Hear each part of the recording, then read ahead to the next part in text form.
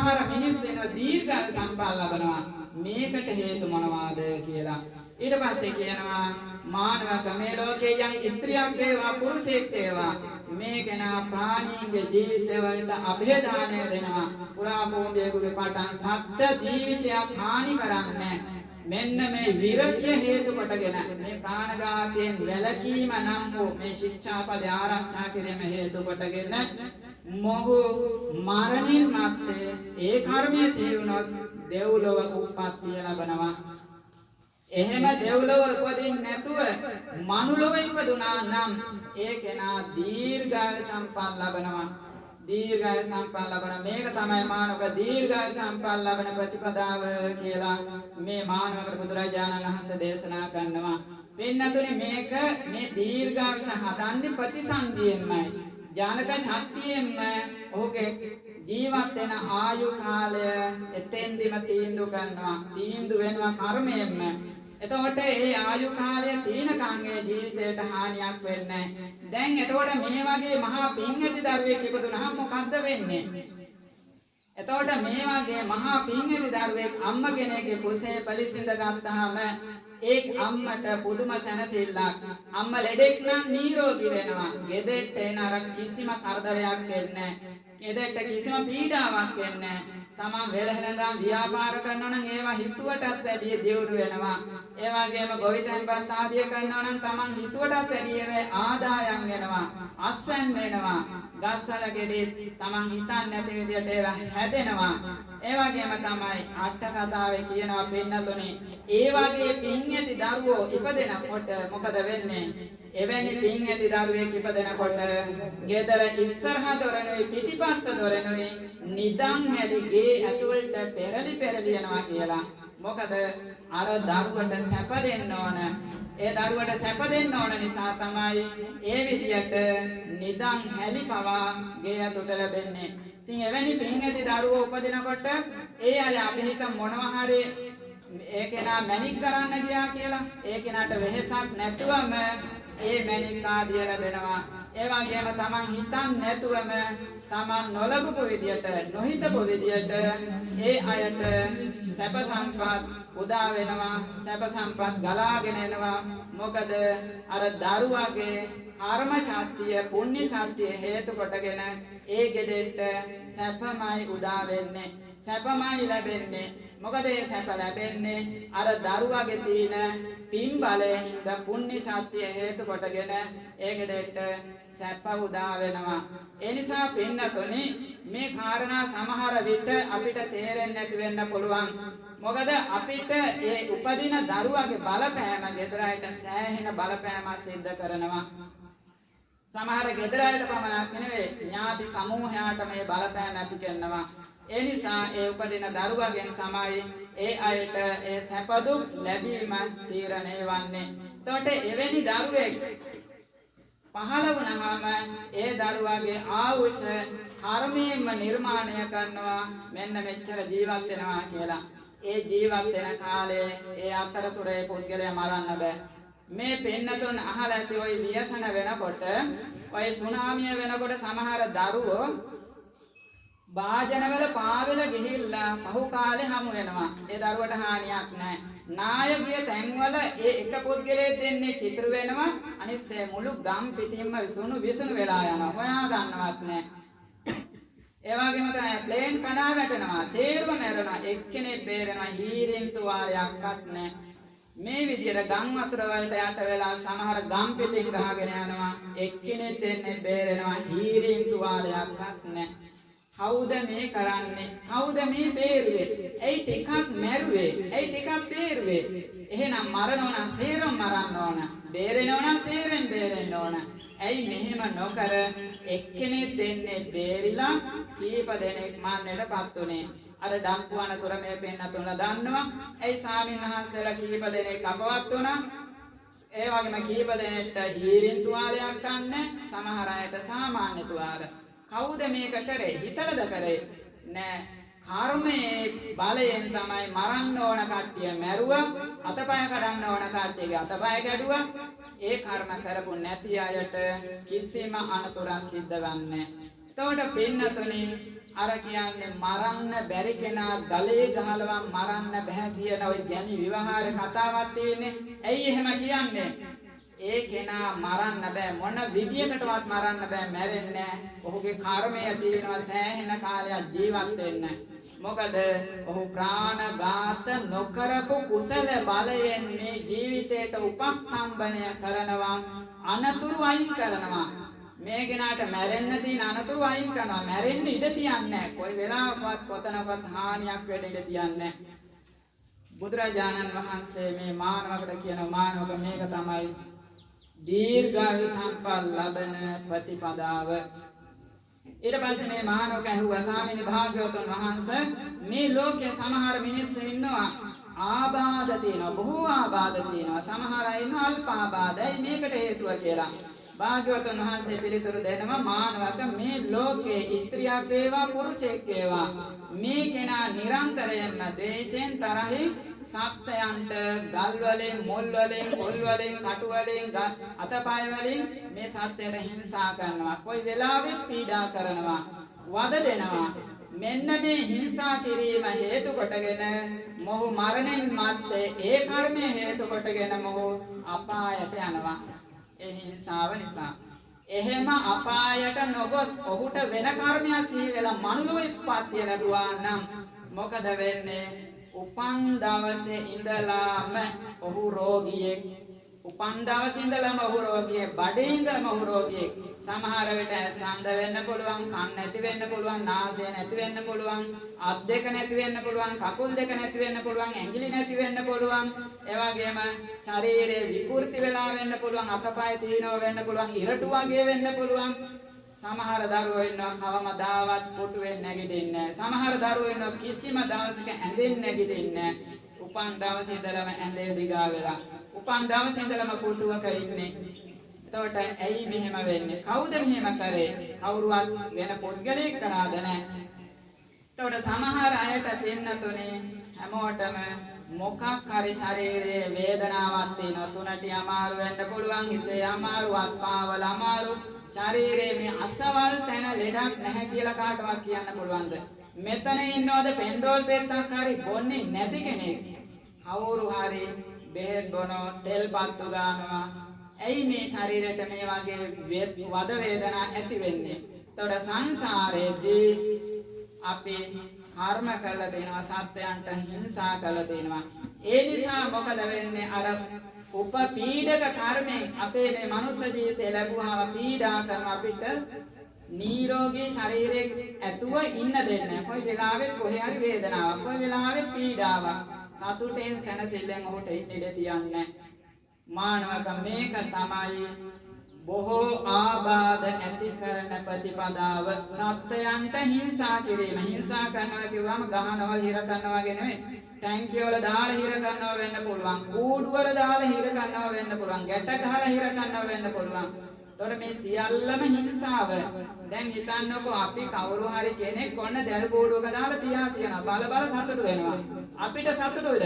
අපිට කන්නත් නැහැ, බොන්නත් නැහැ. එහෙම ඉන්න බෑ. ඒක මහ පීඩාවක්.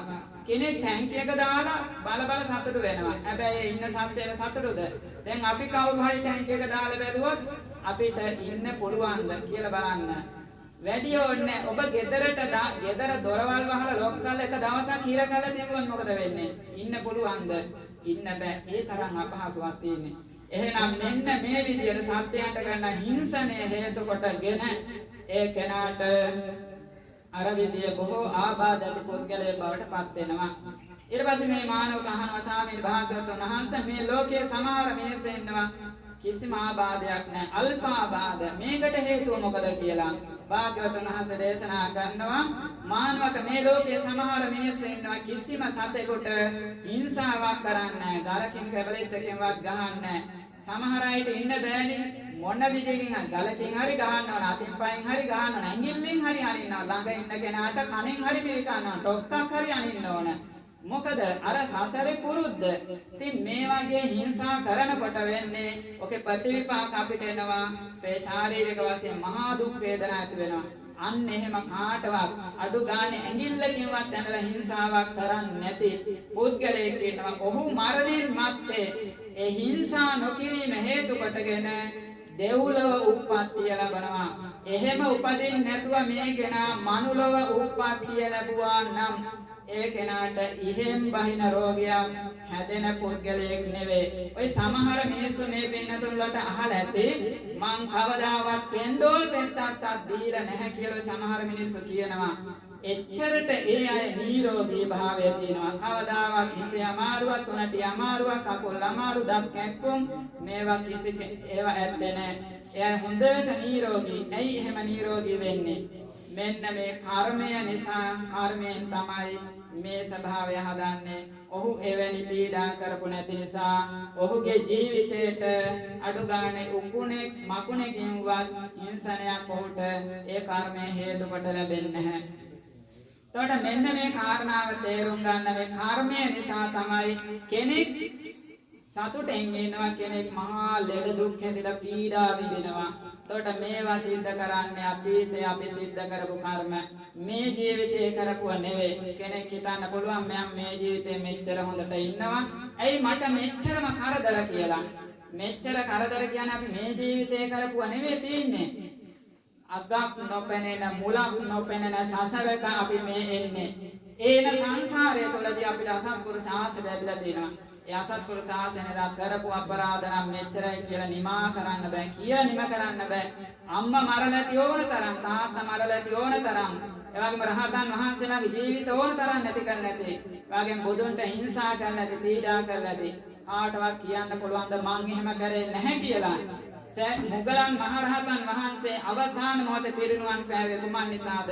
අම්මයි තාත්තයි මරපු හින්දා. එහෙනම් කාටවත් කියන්න බෑ මං අම්මා තාත්තා මැරුවේ නැහැ කියලා. මේ එන දීර්ඝ සංසාරේ අපේ සත්පුරුෂ ආශ්‍රය අපිට ලැබෙන්නේ. මේ අසත්පුරුෂ ආශ්‍රය ලැබුණට පස්සේ නොකරන අපරාධයක් ඇත්තේ නැහැ. ඒ නිසා ඕන අපරාධයක් කරන්න පුළුවන්. ඒ කර්ම අපිට ලැබෙන අවකාශ ලැබෙන තැන්වල විපාක ලැබෙනවා. ඒ නිසා තමයි කියන්නේ මේ අකුසල ධර්ම වලින් වැළකීලා කුසලයේම පිහිටන්න, වැරදි වැඩකට හිත යොමන්නම එපා කියලා. ඊට පස්සේ මේ මානව කහනවා ස්වාමීන් භාග්‍යවතුන් වහන්සේ මේ ලෝකයේ සමහර මිනිස්සු ඉන්න හරිම ලස්සනයි. සමහර අය ඉන්නවා හරිම විකෘති. බලන්න බෑ. මේකට හේතුව මොකද කියලා භාග්‍යවතුන් වහන්සේ දේශනා කරන සුභමානවක මේ ලෝකේ යම් ස්ත්‍රියක් වේවා පුරුෂයෙක් වේවා නිතරම තරහෙන් වෛරෙන් ක්‍රෝධ ගින්නෙන් ඉන්නේ. ඔස්සලමින් මැස්ස යන්න බැරි ගන්නට උපුරු ගහන තරහෙන් තමයි මේ පුද්ගලයා ඉන්නේ. මෙන්න මේ කර්මය හේතු කොටගෙන අවසාන මොහොතේ මේක සිහි වුණොත් මොහු අපායට යනවා. එහෙම නොගොස් වෙන කුසල කර්මයක් පදනම් කරගෙන මනුලව ඉපදුනොත් මොකද වෙන්නේ? උප්පත්තියෙම විරූපී පුද්ගලයෙක් බවට පත් වෙනවා. කෙනෙක් බැලුවොත් දෙපාරක් නම් ඔහු දිහා බලන්නේ ඒ තරම් විකෘති ශරීරයක් තමයි ඒ පුද්ගලයාට ලැබෙන්නේ. ඇයි මේ විකෘති භාවය ඇති උනේ? මේ තරහ හිත කියන්නේ අපි ලස්සන කරන වැඩක් නෙවෙයි. බලන්න කෙනෙකුට දැන් සාමාන්‍ය තරහ ගියාම කියන්නේ මේ මිනිස්සේ මල යකෙක් වගේ කියලා. එහෙමනේ කියන්නේ මූණ ගත්තාම යක්ෂයෙක් වගේ. ඒ වගේම ඇස් රතු වෙනවා, මූණේ දාඩිය දානවා. ඒ වගේම ශරීරය දිහා බලන්න බෑ. මනුස්ස වුණත් අමනුෂ්‍යයේ ශරීරයක් නිර්මාණය වෙනවා. ඔය දේශ සහගත හිතෙන් තමයි ඒ රූප නිර්මාණය කරන්නේ. මේ දිඨ ධම වේදනේ විදියට ඊට පස්සේ ලැබෙන විපාක ප්‍රතිසන්දි ගෙන දෙනකොට අලුත් ජීවිතයක් ලැබෙනකොට ඔහු සම්පූර්ණයෙන්ම විකෘති පුද්ගලයෙක් බාටපත් වෙනවා. බහු කෙනෙකුට දෙපාරක් බලන්න නම් හිතක් නැමෙන්නේ නැති අති භයානක රූපයක් ඇති කෙනෙක් බාටපත් වෙනවා. ඒ නිසා මෙන්න මේ මානවක මේක තමයි මේ සත්‍යය එවැගේම අවලස්සන වන ප්‍රතිපදාව කියලා බුදුරජාණන් වහන්සේ දේශනා කරා. ඊට පස්සේ මේ මානවකයා හොය එතකොට සාමීනි මේ ලස්සන වෙන්නේ කොහොමද කියලා. මේ ලෝකේ සමහර මිනිස්සු වෙනවා ලස්සනයි. ඇයි ඒකට හේතුව කියලා භාග්‍යවතුන් වහන්සේ දේශනා කරනවා. මානවකයා නම් අහගන්න මේ ලෝකේ සමහර මිනිස්සු වෙනවා තරහ, වෛර, ක්‍රෝධ හිතේ ඇත්තේ නැහැ. ඒ වගේම තරහින් කිපිලා කොයි වෙලාවෙත් නැහැ. ඔහු කරුණාවෙන් යුක්තයි, මෛත්‍රී සහගතයි. කොයි වෙලාවෙත් මෛත්‍රී සහගතව තමයි වාසය කරන්නේ. මෙන්න මේ මෛත්‍රී කර්මය හේතු කොටගෙන මේ කෙනා මරණින් මත්තේ දෙව්ලොව උපදිනවා. එහෙම උපදින්නේ නැතුව මනුලොව උප්පත්තිය ලැබුවා නම් ප්‍රතිසන්දියෙන්ම ඔහු අතිශයින්ම දිව්‍යමය වශයෙන් ලස්සන කෙනෙක් බවට පත් වෙනවා. කෙනෙකුට බැලුවොත් දෙපාරක් තුන් පාරක් බලන්න තරම් ලස්සන රූපයක් ඒ කර්මයෙන් නිර්මාණය කරනවා කියලා බුදුරජාණන් වහන්සේ දේශනා කරනවා. ඒ නිසා තමයි ওই මෛත්‍රී වඩනකොට මෛත්‍රී සූත්‍රයේ පිරිත්පත් කියන අය දන්නවා ඇති මුඛවන්නෝ විප්පසීදති කියලා ආනිසංසයක් තියෙනවා. මෙත්තානිසංස සූත්‍රයේ මුඛවන්නෝ විප්පසීදති මෛත්‍රී වඩන කෙනාගේ ආනිසංසයක් තමයි මොහොන බහැපත් වෙනවා. ඒ මෙලොව වශයෙන් දිට්ඨ ධම්ම වේදනේ විදියටම. මොකද ඒ හිත් වලින් හොඳ රූප උපදවන්නේ ඔහු බහැපත් කෙනෙක් බවට පත් වෙනවා. එවැගේම පරලෝ වශයෙන් ඒ කෙනාන් අර වගේ ලස්සන කෙනෙක් ස්වරූපී කෙනෙක් බවට පත් කරනවා කියලා බුදුරජාණන් වහන්සේ දේශනා කරනවා. ඊට පස්සේ මේ මානව මහාස්වාමීන් මේ ලෝකේ සමහර අය ඉන්නවා අල්පී ශාක්‍යය. සමහර අය ඉන්නවා මහී ශාක්‍යය. මේකට හේතුව මොකද කියලා භාග්‍යවතුන් වහන්සේ දේශනා කරනවා. මේ ලෝකේ සමහර මිනිස්සු ඉන්නවා අනුන්ගේ සම්පත් දැකලා Tamanට දරා ගන්න බෑ ඊර්ෂ්‍යා කරනවා. මේ අල්පේශාකය කියලා කියන්නේ ආනුභාවය අඩු පුද්ගලයෝ. ඒ ආනුභාවය අඩු පුද්ගලයෝ බවට පත් වෙන්නේ කුමක් නිසාද? මේ කෙනා පර ලාභ සත්කාර ගරුකාර වන්දන මානන පූජනාදීසු ඉස්සා කියලා තමයි පාළියේ කියවෙන්නේ. එතකොට අනුන්ට ලැබෙන ලාභ සත්කාර ඒ වගේම ගරු කිරීම ඒ වගේම වැඳුම් පිඳුම් ඒ වගේම පූජා සත්කාර තව කෙනෙකුට ලැබෙනකොට සතුටෙන් බලන් ඉන්න පුළුවන්ද? සමහර අයට මේක සතුටෙන් බලන් ඉන්න බෑ. කෙනෙක් ලස්සන ගෙයක් හදාගෙන ඉන්නකොට මොකද අනිත් කෙනාට ඉවසගෙන ඉන්න බෑ, බලාගෙන ඉන්න බෑ. ඇස් පිච්චෙනවා, පපුව දෙවිල්ලල්ල ඒව මතක් කරනකොට පපුව පිච්චීගෙන යනවා. මොකද දේශ හිතේ තමයි මේ ඉස්සාව කියන චෛතසිකේ දෙන්නේ. එකෙන් හොඳ දේවල් නෙවෙයි වෙන්නේ. ඒව මතක් කෙනකොටම පිච්චෙන්න අල්ලනවා, දැවෙන්න අල්ලනවා. ඒව කවුරු හරි කෙනෙක්ගේ දියුණුවක් ගැන කතා කරනකොට මේ කෙනාට අහන් ඉන්න බෑ. අහන් ඉන්න බැරි වෙනවම කරන්නේ මේ කෙනා කතාව වෙන පැත්තකට පෙන්නනවා. එහෙන් පෙන්නන්න බැරි වුණොත් මේ කෙනා එතනින් අයින් වෙලා යනවා. මොකද අනුන් දියුණු වෙනවා දකින්නවත් මොහු කැමති නැහැ. කෙනෙක් හොඳ ගෙයක් හදාගෙන ඉන්නව දැක්කොත් බලාගෙන ඉන්න බෑ. කෙනෙක් හොඳට ඉඩමක් වවාගෙන ඉන්නව දැක්කොත් ඒ දිහා බලාගෙන ඉන්න බෑ. කෙනෙක් හොඳ වාහනයක් අරගෙන ඉන්නව දැක්කොත් ඒ කෙනාට බලාගෙන ඉන්න බෑ. කෙනෙක් ඔන්න දරුවෝ හොඳට ඉගෙන ගන්නවා අනිත් අයට බලාගෙන ඉන්න බෑ. පිච්චෙනවා ඒ වහනකොට දකින්නකොට. මේ විදියට කෙනෙක් හොඳට පොහසත් වීගෙන එනකොට අනිත් අයටව බලාගෙන ඉන්න බෑ, දැවෙනවා, පිච්චෙනවා. ඒ නිසා මේ අනුන්ට ලැබෙන ගරු කිරීම වෙන්න පුළුවන්, වැඳුම් පිඳුම් වෙන්න පුළුවන්, මේ වගේ ලැබෙන ලාභ සත්කාර වෙන්න පුළුවන්.